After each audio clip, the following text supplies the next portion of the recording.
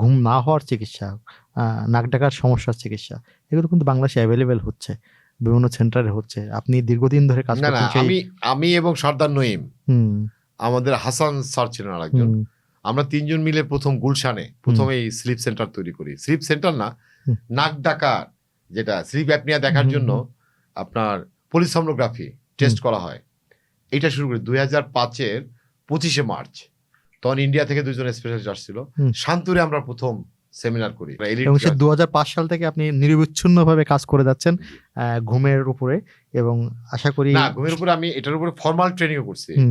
আমি ব্রুকডেল মেডিকেল ইউনিভার্সিটির মেডিকেল সেন্টারে ট্রেনিং করছি। প্রফেসর মুজিব ঢাকা মেডিকেল কলেজের স্টুডেন্ট, ব্রুকডেলে আছেন, আচ্ছা, ওই হাসপাতালের ডিরেক্টর একজন, ওইখানে আমি ট্রেনিং করছি। উনি স্লিপের উপর কাজ করেন, স্পেশালিস্ট।